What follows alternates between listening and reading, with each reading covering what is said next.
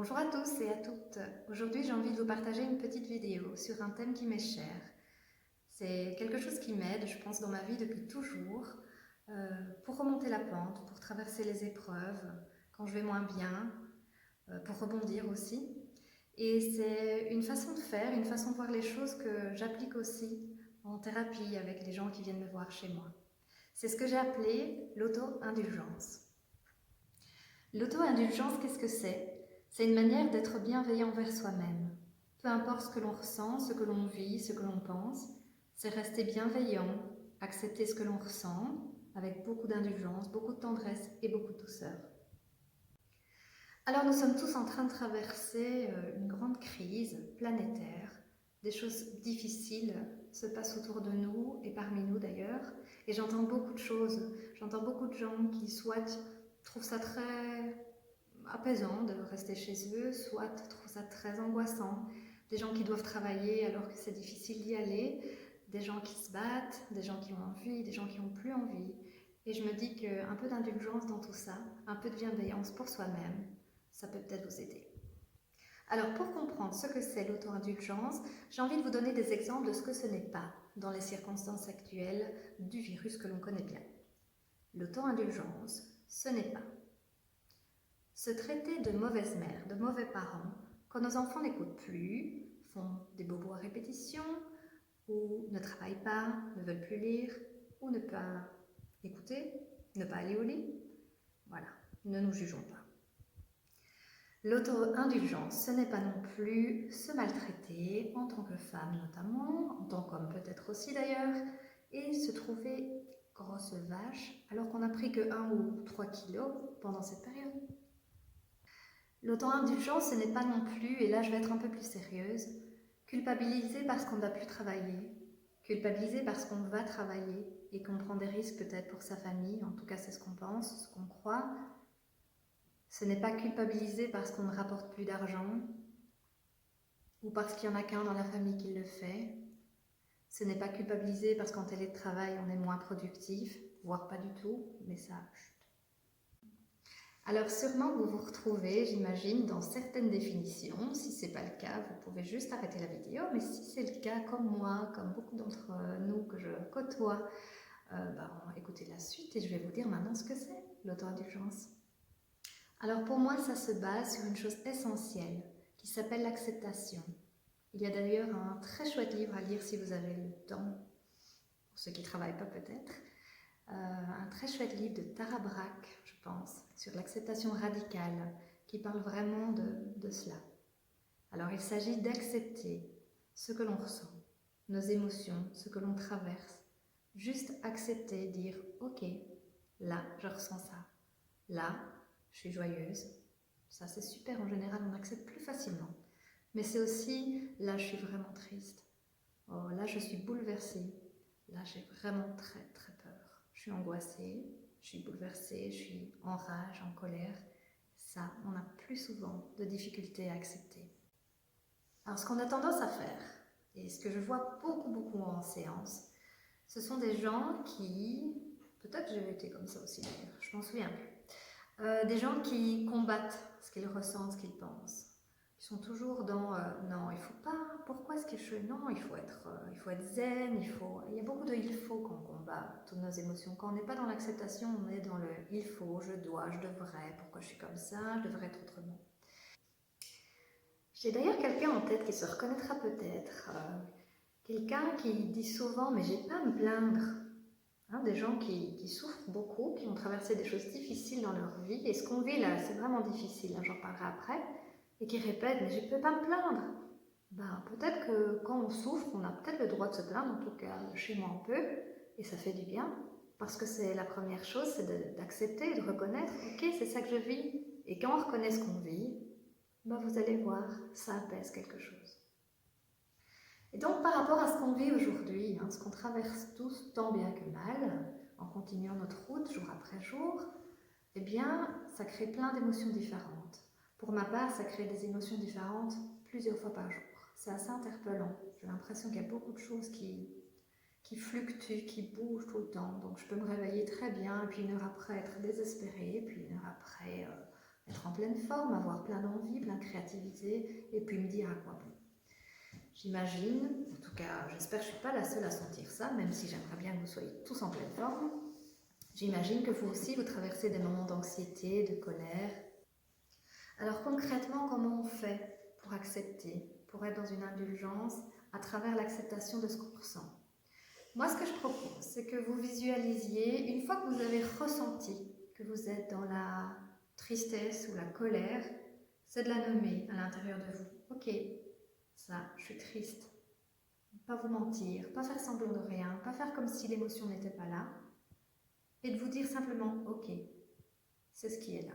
Juste ok, sans juger, sans essayer de la changer, cette émotion, sans essayer de la combattre ou de la faire évoluer. Juste ok. Et si vous êtes un peu plus courageux, vous pouvez même dire bienvenue, bienvenue mon émotion, bienvenue ma colère, bienvenue ma tristesse.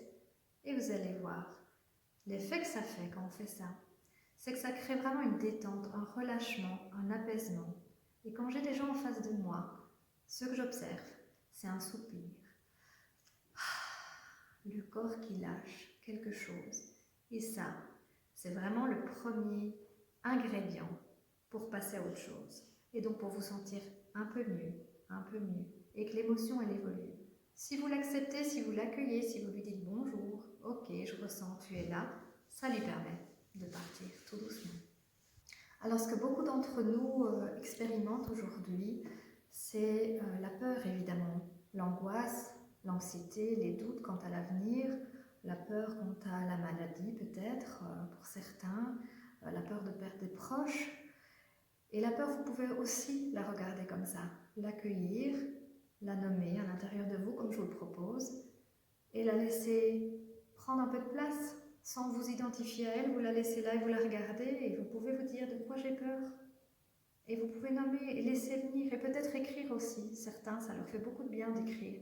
J'ai peur. Et vous laissez aller votre plume, j'ai envie de dire. J'ai peur de, et on y va. Et vous voyez que si vous accueillez ça, alors évidemment, si vous êtes dans une angoisse extrême, ne faites pas ce genre de choses. Mais si vous êtes juste dans la peur, l'inquiétude et que c'est encore gérable pour vous, accueillez la peur. Alors je répète, je ne dis pas que c'est facile. Je ne dis pas que ça vient juste comme ça.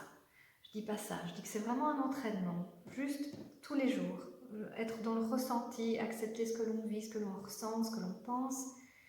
Et aussi ce qui est important là-dedans, c'est que pour moi, de l'avoir vécu et de le voir avec les gens que j'accompagne, c'est que cette idée-là, cette façon de voir les choses, elle est beaucoup moins coûteuse en énergie que le combat. Ah non, moi je combats continuellement contre mes émotions, j'ai pas envie de ressentir ça, j'ai pas envie de me sentir triste, j'ai pas envie. Et donc on se bat continuellement. De porter un masque, il y a plein de gens qui portent un masque, qui font semblant tout le temps, semblant devant la famille, semblant en société, mais aussi face à eux-mêmes, et ils se mentent tout le temps. Et c'est très coûteux en énergie. Et qu'est-ce qui coûte aussi? Le déni, faire comme si ça n'existait pas, comme si vous ressentiez rien. Refouler tout ça. Moi qui accompagne des gens depuis longtemps, je vois bien que parfois les gens arrivent complètement à bout et ce qui leur a coûté le plus en énergie, c'est d'avoir pas du tout accueilli ce qu'ils ressentaient. Alors à côté des émotions que je vous invite à accueillir avec acceptation, avec bienveillance, il y a aussi, et à l'heure actuelle, on est soumis à beaucoup de pression, donc je pense que vous pouvez être aussi très indulgent envers vos attitudes, d'ailleurs envers celles des autres aussi, mais ça serait pour un autre chapitre. Vos attitudes, vos actions, vos comportements qui sont peut-être pas toujours adéquats. On fait ce qu'on peut aujourd'hui. Donc peut-être vis-à-vis des enfants, vis-à-vis de votre conjoint, vis-à-vis des gens en général, peut-être qu'on fait des choses où on se dit « Waouh, là j'ai fait une connerie ». Soyez indulgents, on fait ce qu'on peut pour le moment et c'est vraiment pas facile, je le répète. Alors je nous propose, parce que je m'inclus dedans aussi, de nous regarder avec beaucoup de tendresse, beaucoup d'amour, beaucoup de bienveillance. Peut-être comme on le fait d'ailleurs pour d'autres en général, pour ses enfants ou pour des gens qu'on aime, mais c'est d'avoir ce regard-là envers nous-mêmes aussi. On fait vraiment ce qu'on peut. Tout le monde, je pense, fait du mieux qu'il peut aujourd'hui, avec ses qualités, avec ses défauts et avec toute cette pression que l'on ressent, toutes ces énergies négatives autour de nous. Alors je sais aussi qu'il y en a qui vivent ça plutôt bien pour le moment, et super, c'est vraiment chouette que vous trouviez du sens à tout cela, que ce soit du sens à ce qui est en train de se passer sur la planète, mais que ce soit aussi du sens pour vous dans votre vie en général, de pouvoir vous poser, de pouvoir vous arrêter, d'accepter d'arrêter de courir, etc. Mais pour d'autres, c'est vraiment pas évident, hein, parce qu'il ne faut pas se cacher, hein. Travailler de chez soi, c'est difficile. Le télétravail, c'est difficile. Mais travailler à l'extérieur, c'est difficile aussi. Travailler en milieu hospitalier ou dans les soins, c'est difficile. Et pas travailler du tout, c'est difficile aussi. Les gens qui travaillent plus, c'est pas simple pour eux. Les gens qui ne peuvent plus ramener de l'argent, c'est pas simple pour eux non plus. Vous voyez, peu importe le point de vue dans lequel on se place, ça reste une situation compliquée pour tout le monde. Et donc on a le droit d'avoir de l'indulgence pour soi, peu importe si on travaille, si on ne travaille pas, ça reste difficile. Être confiné chez soi, c'est difficile. Être confiné avec des enfants confinés, c'est encore plus difficile. Et pour les enfants confinés, être avec des parents confinés, je ne vous dis pas comme c'est compliqué. Non, ça, on nous le diront plus tard, hein, je crois. Et puis, être confiné seul, c'est difficile. Célibataire, sans enfants, mais c'est terriblement difficile. Et puis pour nos aînés, c'est compliqué. Pour nous, de voir nos aînés, comment ils évoluent, c'est très compliqué. Qu'on soit en bonne santé, eh bien certains culpabilisent d'être en bonne santé alors que d'autres sont malades, de pouvoir avoir accès à peut-être à ses parents, etc., alors que d'autres ne peuvent pas, c'est compliqué. Tout ça est difficile, donc soyons vraiment indulgents. On fait tous du mieux qu'on peut. On essaye, et voilà, on essaye. Alors ma vidéo, elle me paraît aussi nécessaire dans le sens où je suis assez étonnée. Alors je m'éloigne un peu des médias qui me font vraiment pas de bien, mais j'ai peu entendu parler de l'impact du psychologique sur le système immunitaire. Au contraire, j'ai l'impression que certaines mesures, elles n'ont tellement pas évalué ça, elles n'ont tellement pas évalué ça qu'on est peut-être en train de faire certains dégâts au niveau immunitaire chez certaines personnes en n'ayant pas du tout pris en compte le psychologique. Je ferme la parenthèse. Je pense que du coup, avoir une pratique d'auto-indulgence pour nous, ça peut aussi nous aider à élever notre système immunitaire. Et pour ça, on peut élever notre taux vibratoire.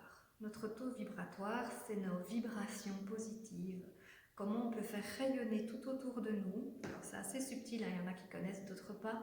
Ayez juste en tête que c'est ce qu'on dégage dans l'énergie, ce qui n'est pas vraiment palpable, mais vous savez quand vous rentrez dans une pièce et que vous sentez que l'atmosphère est très lourde et vous ne savez pas ce qui s'est passé, mais ça, on sent qu'il s'est passé un truc, peut-être une dispute, etc. Ou au contraire, vous allez dans un magnifique lieu et vous sentez que c'est super agréable, que c'est calme, que c'est apaisant, que c'est ressourçant. Mais c'est ça aussi la vibration, c'est ça dont je parle. Et c'est important, surtout pour le moment, d'élever votre taux vibratoire. Et la pratique d'auto-indulgence et certaines pratiques que je vais vous proposer, elles peuvent vous aider à ça. Alors, tout en acceptant l'émotion du moment ou les émotions du moment, de la journée, ce que vous pouvez faire et ce que vous connaissez déjà pour élever votre taux vibratoire, ce sont des choses plutôt joyeuses en fait. Danser, faire du sport, enfin ça c'est pas joyeux pour moi mais pour beaucoup oui. Jouer, rire. Si vous pouvez regarder quelque chose qui vous fait rire plutôt que les nouvelles à la télé, je vous conseille vraiment, ça fait du bien et ça augmente le taux vibratoire et donc ça a un impact positif sur le système immunitaire et donc ça vous aide plus facilement à traverser ce qu'on est en train de traverser. Alors vous pouvez aussi écouter de la musique, que ce soit de la musique joyeuse, entraînante ou de la musique classique, on sait que ça fait du bien aussi si vous aimez ça, la salsa pourquoi pas, ou des musiques des années 80 si vous avez envie, des choses qui vous rappellent des belles émotions et alors ça aussi ça peut vous aider. Quoi d'autre? Ben évidemment la méditation, hein, on en entend parler, vous pouvez en trouver à mon avis 3 millions, un peu plus peut-être, j'en sais rien, sur YouTube et je vous recommande, ça fait du bien, c'est intéressant, des visualisations pour éveiller des images positives à l'intérieur de vous. Et alors vous pouvez aussi prier pour ceux qui croient, alors que vous croyez en Dieu, que vous croyez en vos anges gardiens, peu importe, votre bonne étoile, les gens qui vous attendent quelque part là-haut, peu Peu importe en quoi vous croyez, ça n'a pas d'importance. Peu importe s'il y a une religion ou s'il n'y a aucune religion. Si vous croyez simplement en la vie, en la source, en la terre, ben priez. Priez, demandez de la protection, demandez de l'aide, demandez du soutien. Reliez-vous. Reliez-vous au monde subtil ou reliez-vous aux gens. Voilà, moi j'ai un super groupe de voisins. Et je vous propose aussi quelque chose d'assez simple, mais qu'on fait rarement et qui fait vraiment beaucoup de bien. J'ai certains patients que j'ai en tête à qui j'ai proposé ça, à qui ça fait beaucoup de bien. C'est simplement une pratique de gratitude. Et là, je parle de gratitude envers vous-même. Remerciez-vous, félicitez-vous. Vous savez, à 20h, on félicite tous les soignants et c'est vraiment génial et nous, on le fait tous les soirs. Mais remerciez-vous, vous aussi, d'être là, de faire ce que vous faites, de continuer. Remerciez-vous, félicitez-vous de vous lever le matin, alors que c'est pas évident, de vous habiller, et oui, de vous habiller, de mettre du parfum de temps en temps si vous en avez envie, de ne pas lâcher ces petites choses qui vous font du bien. Félicitez-vous d'accompagner vos enfants coûte que coûte, de faire des bricolages peut-être, de créer des nouvelles choses, d'essayer une nouvelle recette, avec ou sans farine. De quoi? Bah, de faire une vidéo YouTube, quoi. Et puis, si vous en êtes à un point où vous arrivez à rien faire de tout ça, c'est ok aussi. Si vous n'arrivez plus à avoir de l'entrain, si vous n'avez pas envie de faire travailler vos enfants, si vous n'avez même pas envie de cuisiner et de faire un truc tout préparé, peu importe, si vous n'arrivez plus là, à un moment à faire les choses, c'est ok aussi, permettez-vous ça. Parce que vous savez, ça c'est ce que je crois et que beaucoup croient aussi, si vous avez décidé de vous incarner dans cette vie-ci et de traverser l'épreuve dans laquelle on est, bah vous pouvez déjà vous féliciter pour ça parce que c'est pas évident. Et donc, c'est ok de rien faire, c'est aussi ok d'observer, c'est aussi ok d'attendre que ça aille mieux. Et peut-être, si vous acceptez ça aussi, d'ici quelques jours, vous allez voir, ça pourra aller un peu mieux. Et bien voilà, je vous remercie d'avoir regardé cette vidéo. J'espère que ça aura pu vous apporter un petit peu d'apaisement, de voir qu'on est tous dans le même bateau, qu'on fait tous de son mieux. Et voilà, je vous félicite, je me félicite, je vous remercie, je me remercie d'avoir osé cette vidéo que quelque part on me demande depuis un petit bout de temps. Et voilà, donc je vous remercie là-haut aussi pour cette guidance. Et j'espère que ça vous a fait du bien. Et avec beaucoup d'indulgence, avec la peinture sur les mains, dans un lieu pas fini, avec la porte qui s'ouvre régulièrement avec les 3 enfants. Et puis voilà, je vous remercie, à bientôt.